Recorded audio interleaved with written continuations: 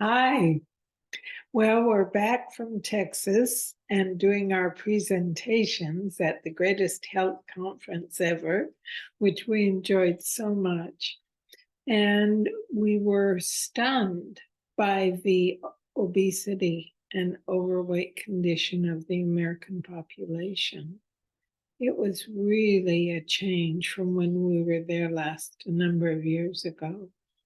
So, yeah, it made us really reflect on what choices are we making, where are we headed, and where do we really want to live from health or from difficulty. And as you know, we work with people a lot in terms of the emotional relationship with life, because if we aren't reacting a lot to life, we aren't looking for ways to soothe our reaction, change our moods with food. So when we were in the airports and watching what everybody's eating, which isn't a great variety, it's basically all processed commercial fast food, pretty much. High oil, high salt, high sugar, all of the above.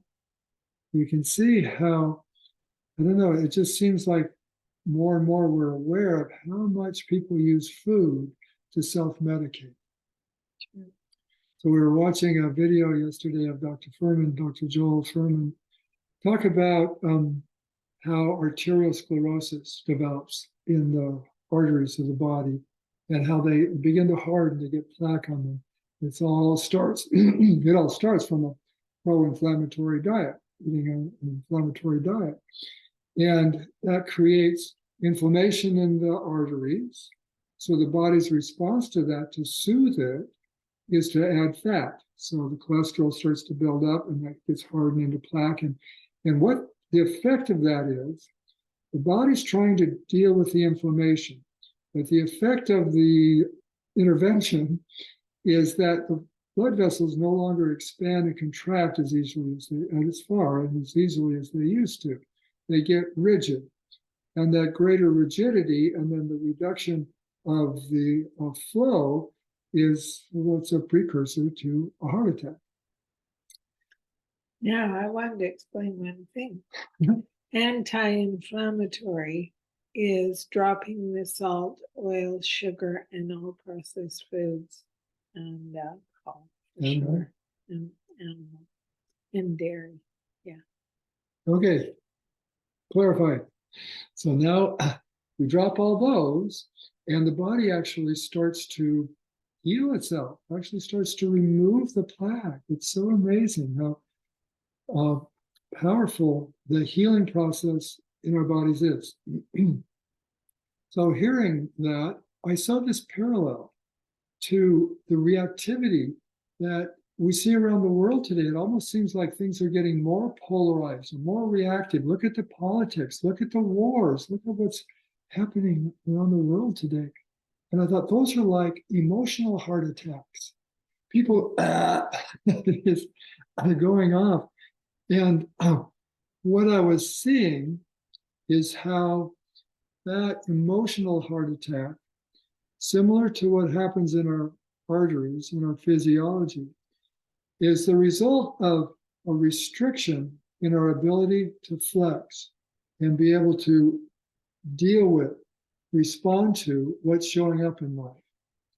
And what seems to be the cause of the inflammation that creates this plaque building in our relationship with life so that we're not as flexible anymore is our thinking that the world has to show up a certain way for me to feel okay.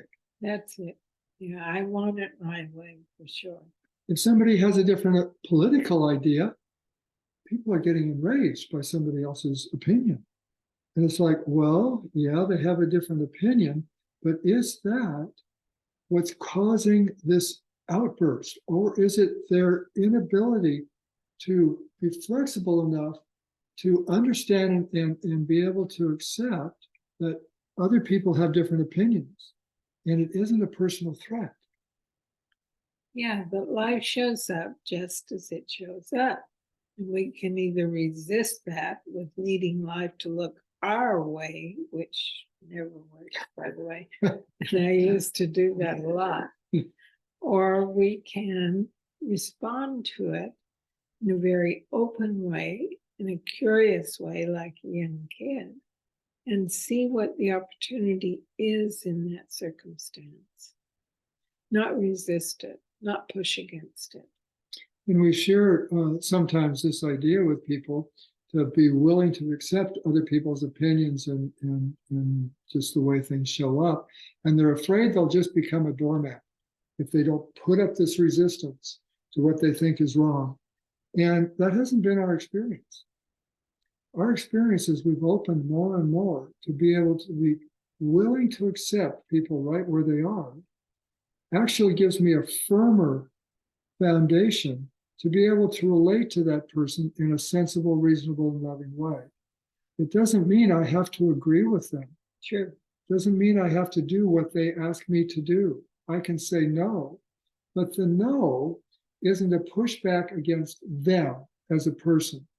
It's a pushback, it's a standing firm in the truth that I know for me.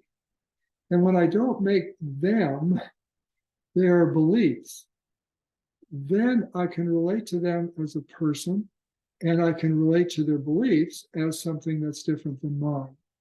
So there's a lot more flexibility. I mean, like Connie said, look at how children respond. You know, somebody says something and they get all freaked out, and then they go on and play and they're best friends in 15 minutes. Sure. And, you know, how many people do we know who somebody says something and they're not friends for 15 years because they shouldn't have said that to me. They have no right to. They make their behavior who they are, and it's not who they are, it's their behavior. So the more we can see that who we are is really a loving, kind being of light, if you want to put it that way. And we all have these belief systems that generate different behaviors. It's the belief systems that create the problem, not the person. We have to recognize that difference. So the main thing to be aware of is open and respond to life with curiosity, not with I have to have it this way, because then we're going to have the emotional heart attack symptoms, which are very unpleasant to feel and live and unnecessary. Yeah, when we hold on to old judgments and criticisms of people, it's kind of like having the pain of angina. You know, it doesn't go away. We're not dying. It's not killing us, but we're just so uncomfortable all the time. We just kind of love the parallel between the physical and the emotional. I had an experience when I was probably in my early 30s, late, I'm not sure exactly, but I was much younger, and I had a position that I thought was so true.